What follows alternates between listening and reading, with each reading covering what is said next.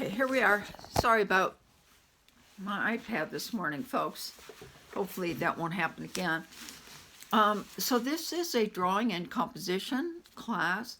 The drawing part you probably already figured out. The composition part is very, very similar to composition in music. So what is it? It is the arrangement, the careful arrangement of multiple things into a composition that is pleasing and exciting and memorable, but most importantly, not chaos. It's the same in art. We're just not exposed to that. But all artists need to use composition because chaos in general, in the animal world, it's the same. No animal likes chaos. Why is that? It's because chaos is dangerous. Does that make sense? So no animal would ever choose chaos. They'll choose a little hole in the ground where they can go in and read a book. Okay? So we do need to talk about composition. How do we make a pleasing composition that the viewer won't reject?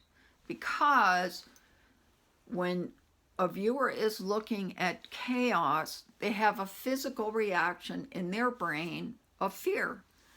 So what they do then is they'll don't want to look at it anymore. So that's not exactly the effect that we're seeking when we're creating art. So composition is really important. We'll be talking about that. So the next thing is, how do we tell if something is three-dimensional? So the main purpose of this class, according to the state, is that you learn to render an image of an object that's three-dimensional and you put it on something flat, two-dimensional, and it looks three-dimensional. So that there aren't a lot of learning curves in this class, but there is one that we're going to have to deal with, and that's how to learn to go from a very light value through down to really dark values. Most humans can see at least 40 variations of value between white and black. So we have that knowledge inside, but remember, we're left brain dominant. So we become left brain dominant at around the age of 10 when we're not tucked under our mom's arm. We're starting to explore a little bit. For that, both sides work together. Children love art. They're not self-conscious. They're just joyous. They're just do it. So what happens when the left brain takes over? The left brain only is the visual parts of the left brain are there to identify threat.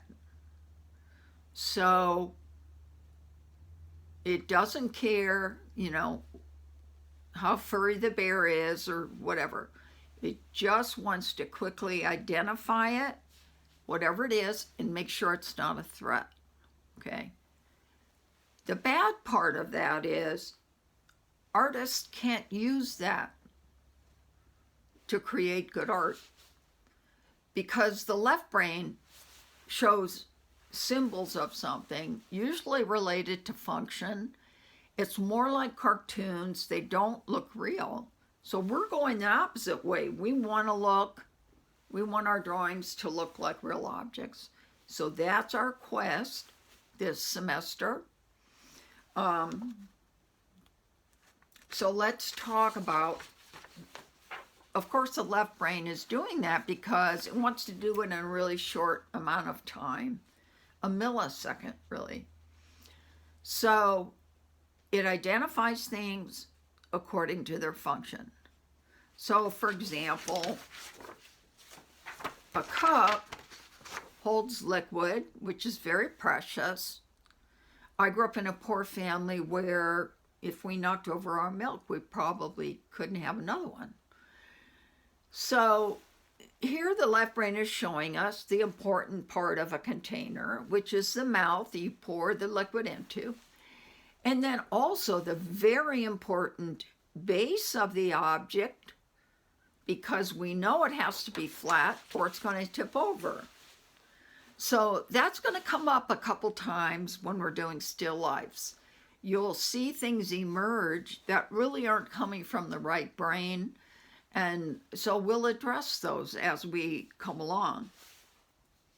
There are not a lot of tricks to drawing, if any. There aren't.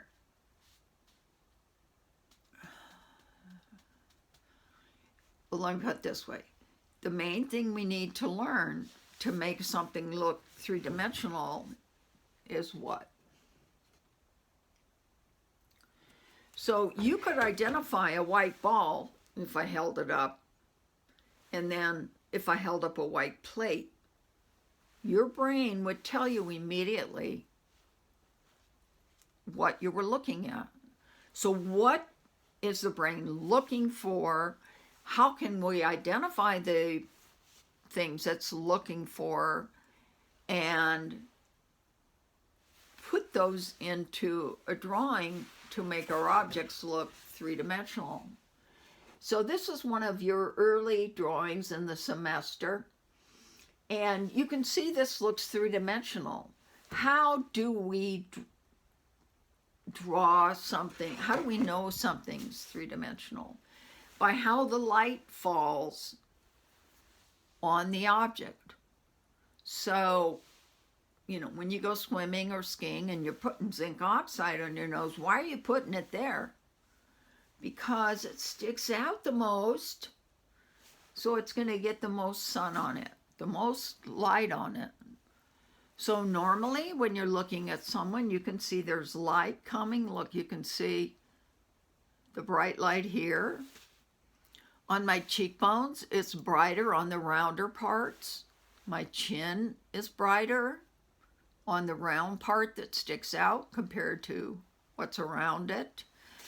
And so we actually have to learn to look at objects in a new way.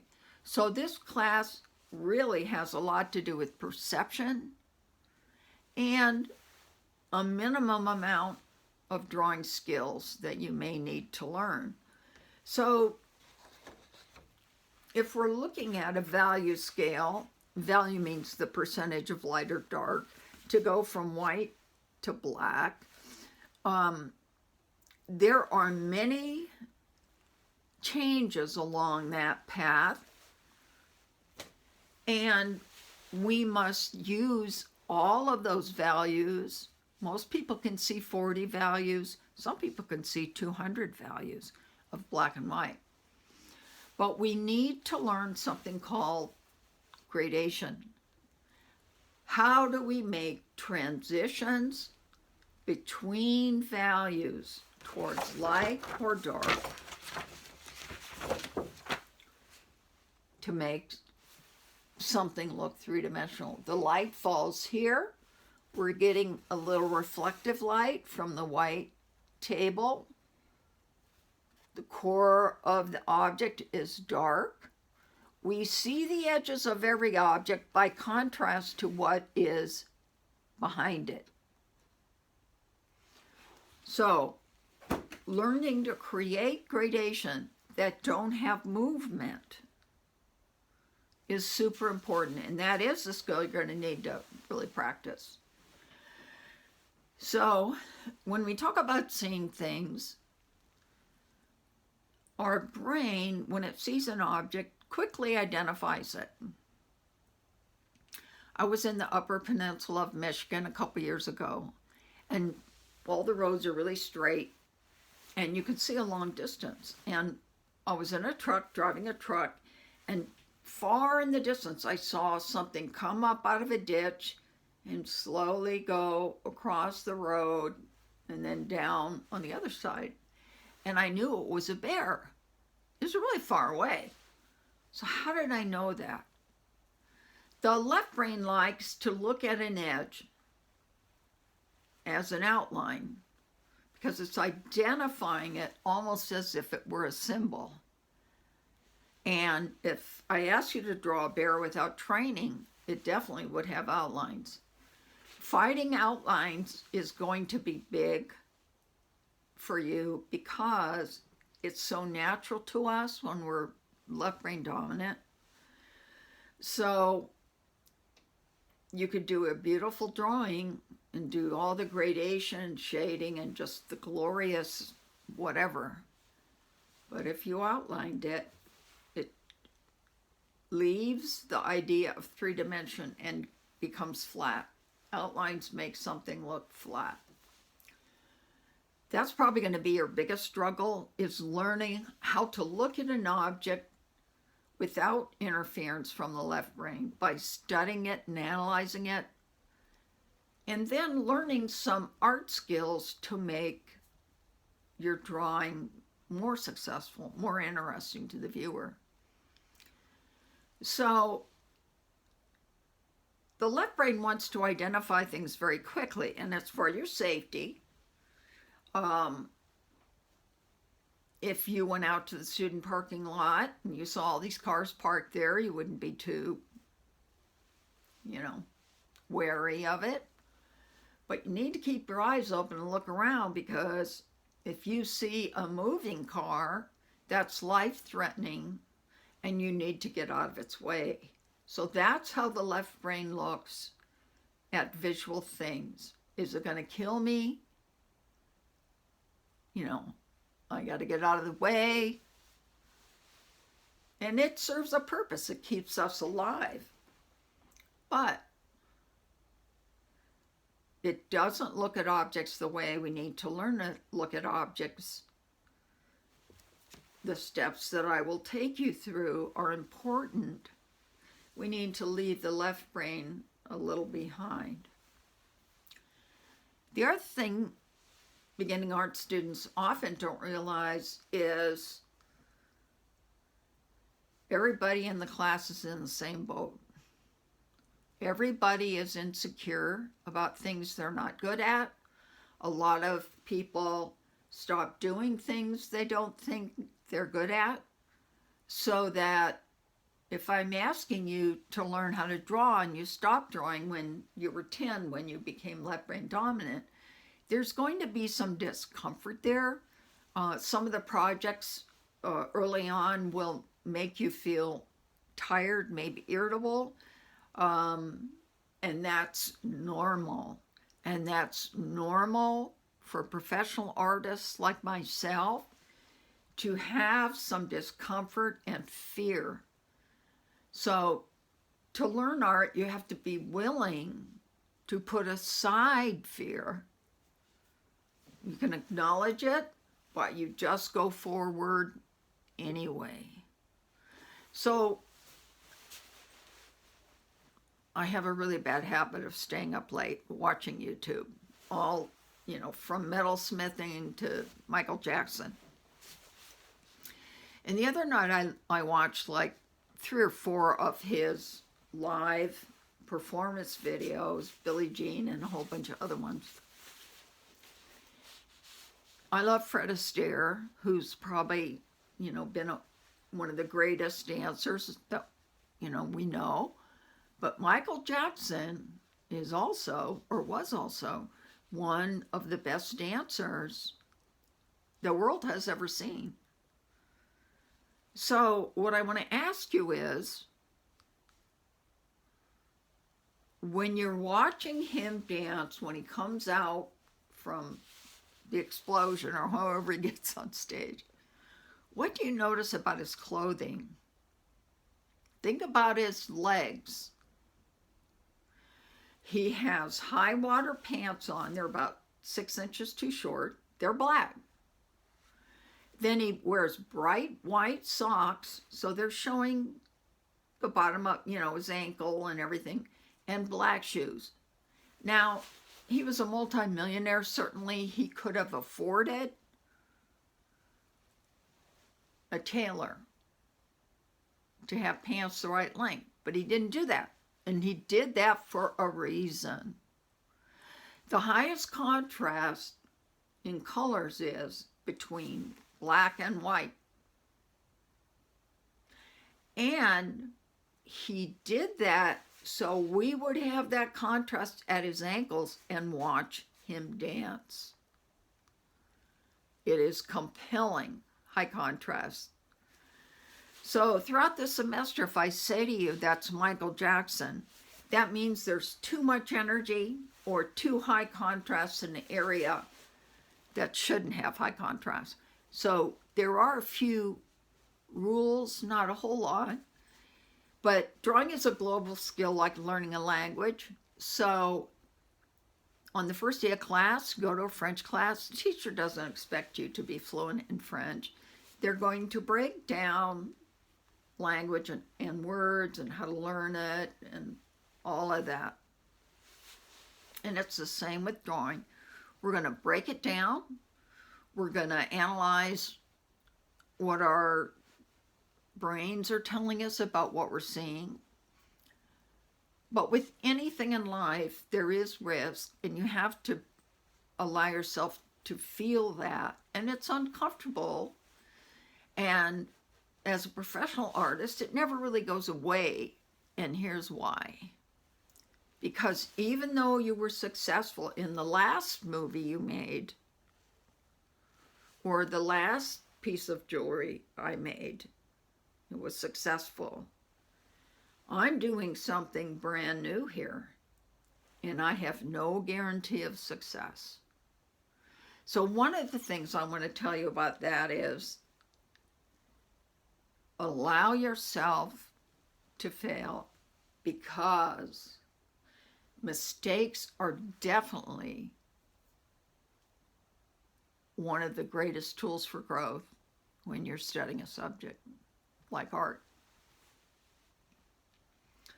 Okay, so no animal likes chaos. No animal would willingly place itself in chaos because it's dangerous, because you don't know what's happening, you don't know if you're safe. So we don't want to make the viewer feel that chaos when they look at our artwork.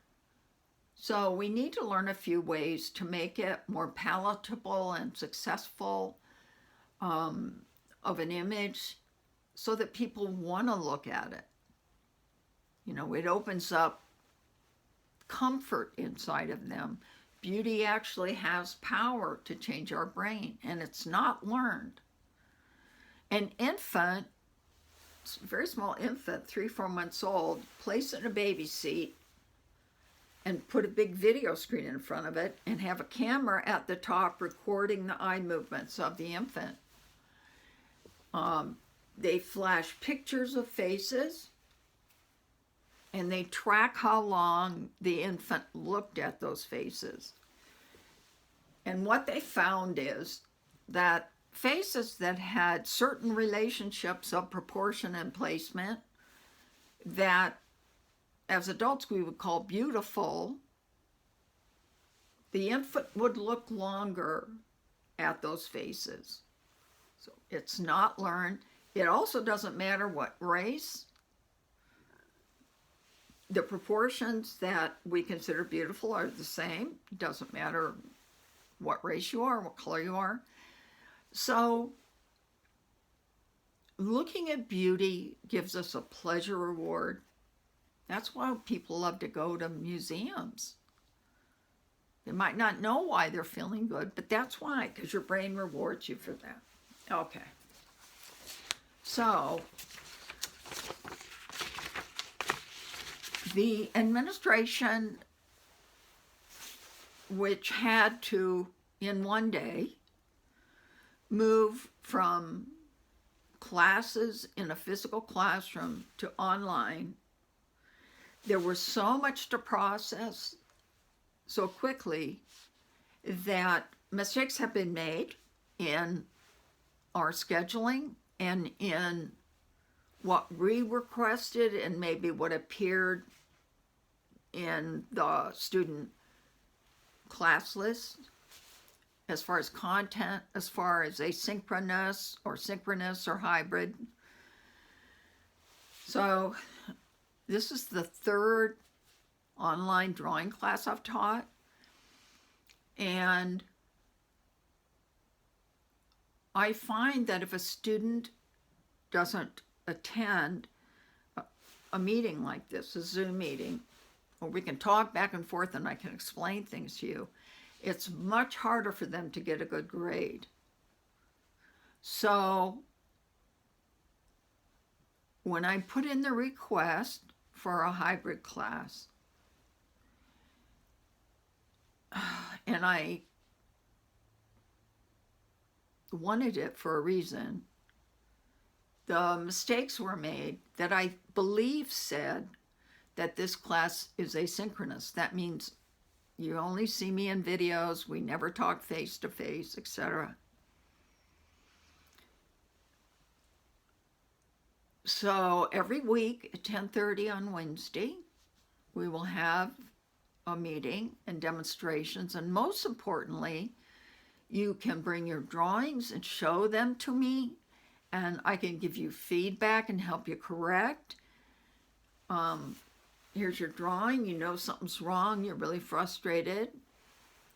So usually when there's an error, it occurs where you first started that drawing, and it amplifies as you get further away from that point. And now you're down here and you can't put in the part that you need because you made a mistake up here. So having someone like myself look at and analyze your drawings is a very important part of learning. A lot of it is natural.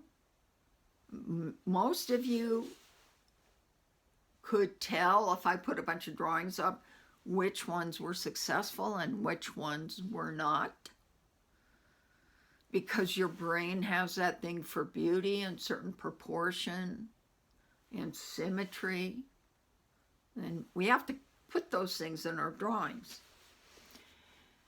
Okay, so the next thing I want to talk to you about is the requirements for your tools and supplies. So let me pull up your syllabus.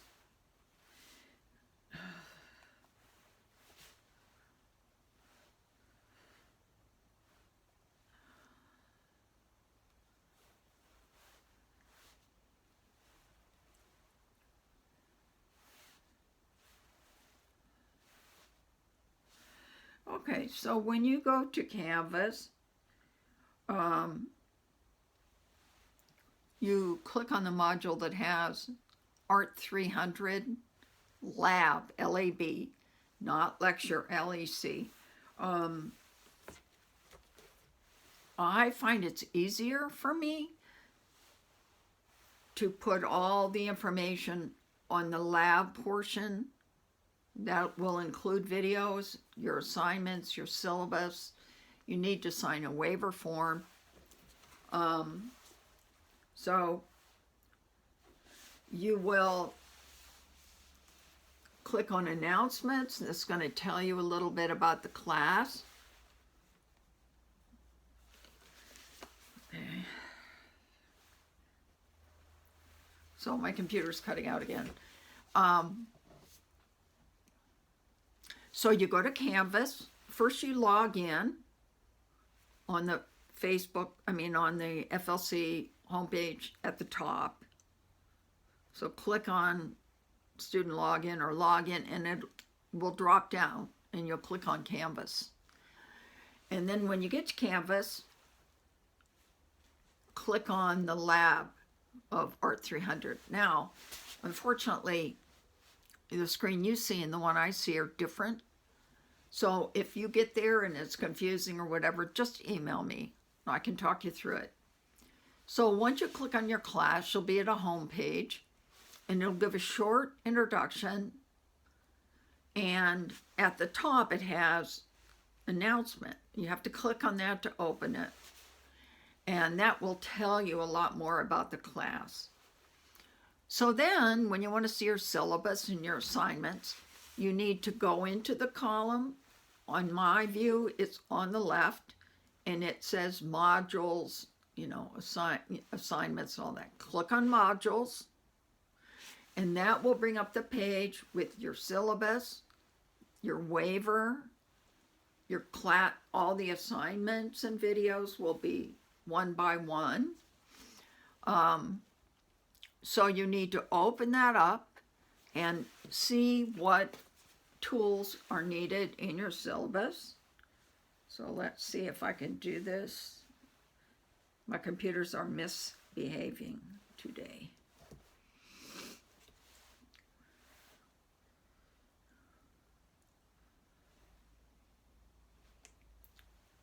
Okay.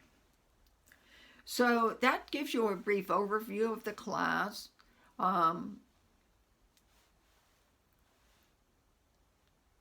Drop policies, assignments, disability accommodations, etc. And I want to go over with you the supplies. I buy my supplies on Amazon. I used to drive to Michael's, you know, or down near Sac City on University Yard or whatever. But Amazon for me comes, you know, very quickly in 2 days or so because I have Amazon Prime.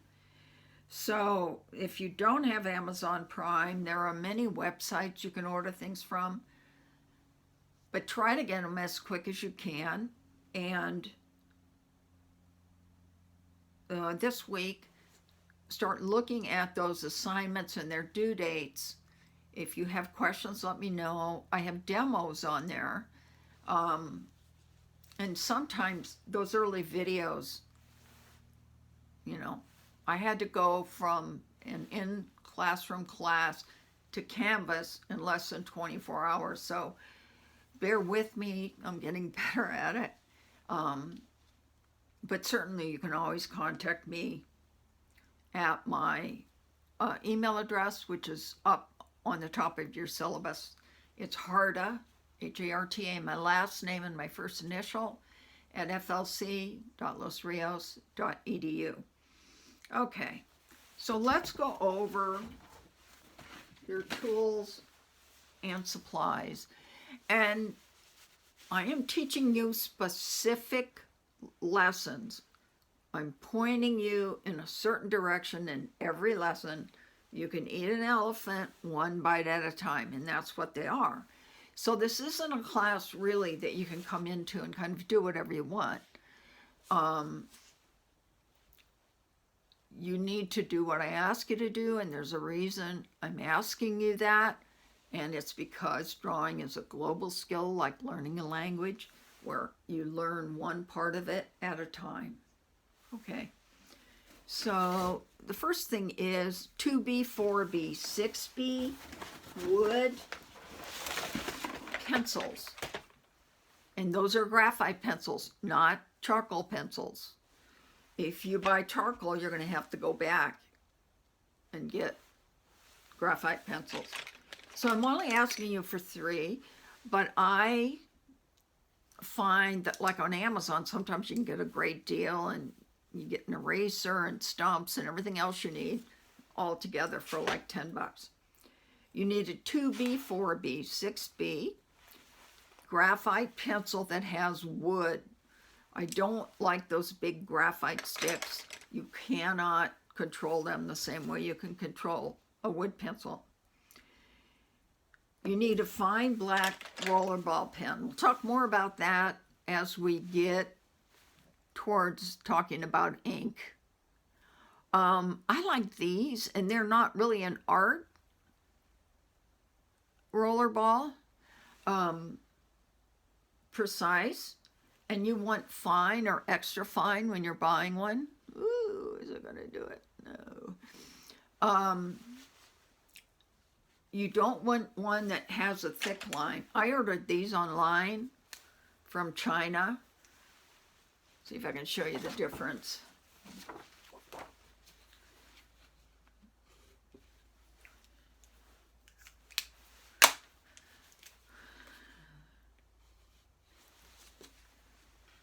You see the difference? This is the Precise Rollerball, the bottom one, and the other one is a much thicker line. So since we're going to be doing very small marks, get one that says fine or extra fine, or if you have a set of those pins, and I think they have a fiber tip, but very fine, you can use those. So you want fine or extra fine. Okay. 18 by 24 drawing pad. It doesn't have to be that big if you don't want. Usually suppliers have really good sales on these at the beginning of semester. Utrecht is a supplier. You can get stuff from online. So it'll just say sketch paper or drawing paper. There's nothing special about it. But you need to get another kind of paper that is special, and you must get the correct one. 14 by 17 Bristol. Bristol is not a brand. It's a kind of paper that's prepared in a different way than a lot of paper. It's pressed between very smooth rollers and compacted, and it's really good to learn gradation on because you can move your graphite around on it because it's smooth. Now, if you notice, this is recycled.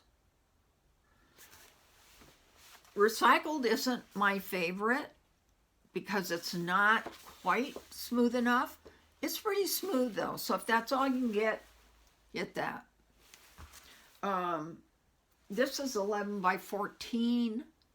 I'd rather you had the slightly larger one, but if you cannot find it, this is fine. Just make sure it's Bristol. If you have other sketch paper, you probably could even use printer paper for the different homework assignments that are listed that are 10 points. But once we start learning gradation, you must use Bristol. Okay. A metal ruler is really nice. If it's 18 inches, that's good. I want to show you an architect's triangle. Let me see if I can find it. Okay, here's a really small one. You can get a much bigger one. I buy mine like at Goodwill and stuff, so I have a lot of them, different sizes. 6 inches is the minimum, but one a little bigger than that would be better. That'd be easier to use. We need to use, it's also called a square. And because these two edges are square to each other, in other words, they're 90 degrees to each other. So you really need that.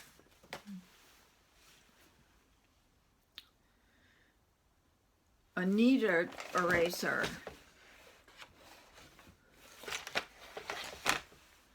Okay, you've seen these before, haven't you? They're gray. It's not my favorite. They're useful. The main thing is, don't use them as a worry thing in your hand while you're sweating, drawing, because they'll pick up skin oils, and then if you try to use them on your paper, they'll transfer a stain from that on your paper that you can't remove. But they're nice. You can like make them into a little point. I like to, as I start demonstrating for you, I like to use it on the side, just kind of press, put a little randomness in surfaces. Okay.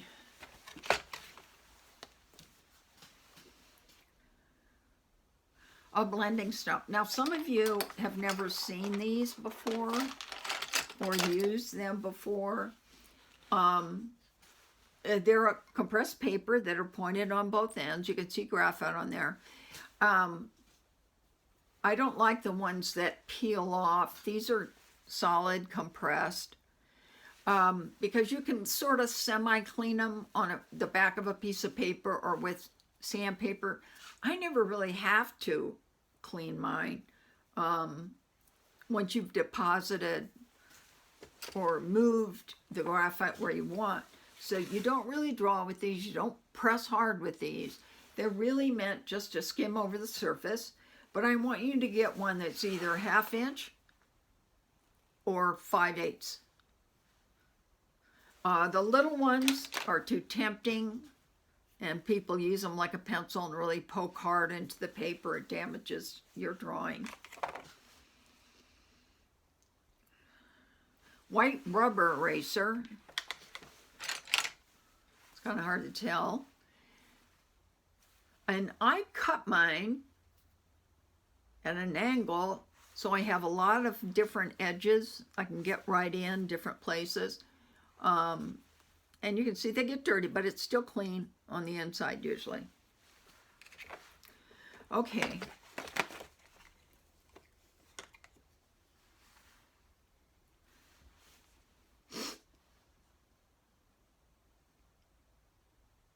Electric eraser.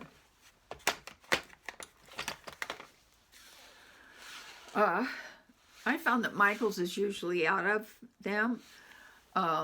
This one runs on like AA batteries. This one is rechargeable, just like a phone. So, you hear it? They come with replaceable erasers that just stick in. So why do we need this? We see edges of an object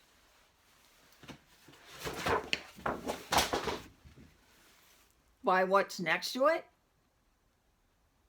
and we need to have really clean boundaries.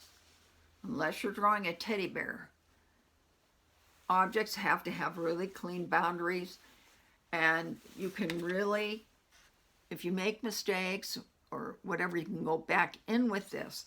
This has more determination than any of the other erasers, and usually you can get right back to your paper pretty quick. So I really want you to get one of these. And again, Amazon, art supplies, places, Amazon has all the different ones.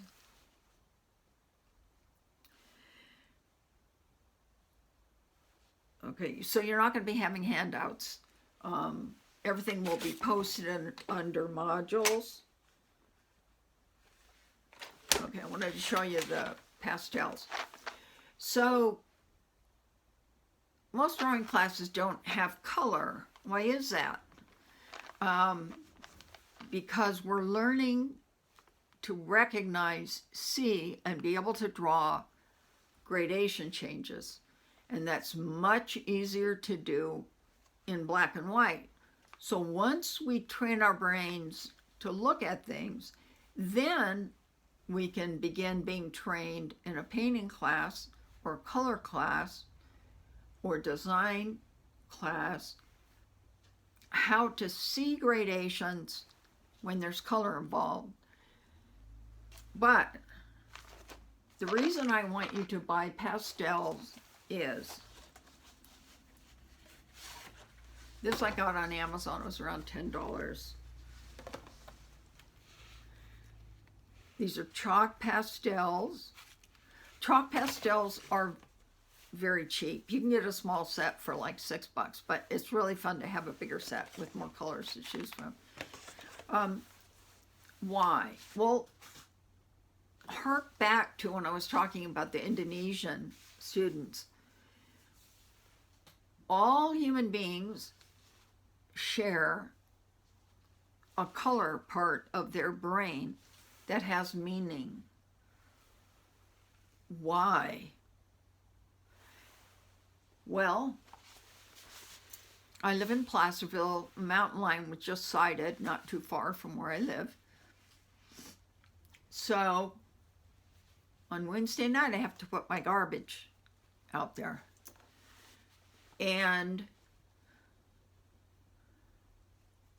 sometimes I forget and it's dark. And I don't have good outside lighting. And I have to kind of push my garbage can pretty far to put it in the right place where they can pick it up. And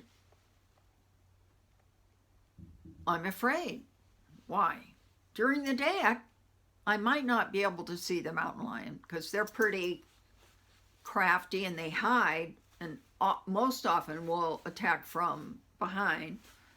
But in the daylight, you have a lot better chance of surviving a mountain lion because you could see it at some point.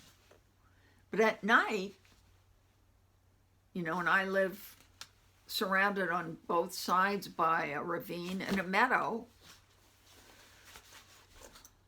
I would never see it. Why? Darkness is dangerous. We are not nocturnal, even though I'm becoming nocturnal from the lockdown, but we aren't nocturnal. We have ingrained fears of certain things. One of them is darkness. Because we are not a nocturnal animal, it represents risk or danger. So we're going to have to talk about using dark and light values, what that does to how someone feels when they look at your work. So we're going to explore color a little bit. I have an exercise. We're only going to do it like for one class. So get your pastels. I think we're coming to the end of the list here.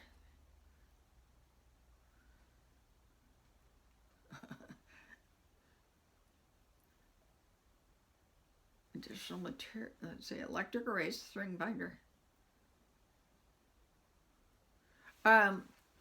There's not much else. If you have any questions about supplies, please email me. Again, we have a class meeting every week, and we're going to have an office hour starting at 9:30 in the morning, and our class will start at 10:30. We have an office hour so you can ask questions and show me things, and I can help you more as you go along. But don't worry if you feel uncomfortable or afraid when you're drawing. And I want to give you one example, and then I'll say goodbye. A few years ago, there was a movie out called The Hours, and it was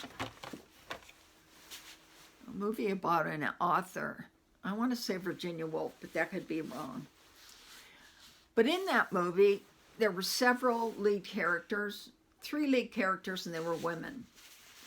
And the first one was Nicole Kidman. Now, she's not my favorite. She did win an Oscar for being in this movie. She wore a prosthetic nose, so she didn't really look like herself. So it was Nicole Kidman, and then Julianne Moore. Do you know her? She has red hair. And then the third was Meryl Streep. So a pretty good cast. So a couple of weeks before the movie came out, they were doing promotion and they were on TV shows and stuff. And I just happened to turn on Oprah. And they were sitting on a couch next to each other. And then Oprah was over there like in an armchair. So they're all sitting over here and she's talking to them. And she says to them, "Oh, wow, we want to know what it's like when you start a movie. Is it exciting? How do you prep for it? You must be so happy to be starting and being able to do your craft." And so she's going on like that, real enthusiastic. And then the camera moves to the couch.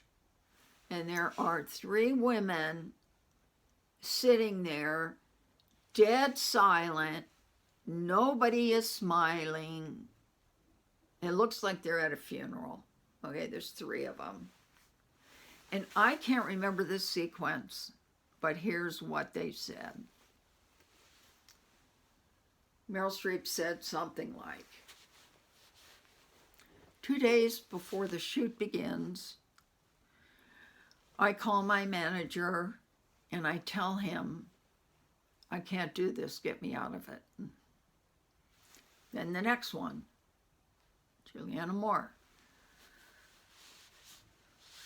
The day before filming, I called my agent and I said, get me out of this, I can't do it. And the third one said basically another version of the same statement. And I was surprised until I started thinking about it. That's a perfect example of the paralysis we feel when we don't know if we're going to be successful. And it's normal, even for people at the top of their game. You must allow yourself to risk and fail and not worry about it, because it will take you somewhere you haven't gone before that has a lot of success and pleasure in it. So I will talk to you soon. Email me, go to Canvas, open up all the information there.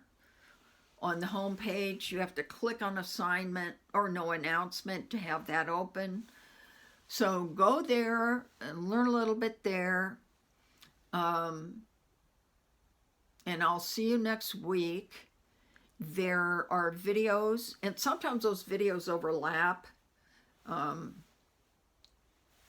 Like if my phone falls over or something, I'll have to start again. So the first few videos, you might have to watch, they might overlap as far as content and assignments. So see how you fare, and if you have questions, just email me. My email's on the top of your syllabus. I look forward to getting to know you. Thank you for coming this morning. I'm sorry my computers are just being total rascals today. Hopefully it's never done that before, but who knew? So I will see you soon. Please email me with questions, and I'm looking forward to teaching you how to draw, and I can teach you how to draw. I know I can. All right. Bye, class.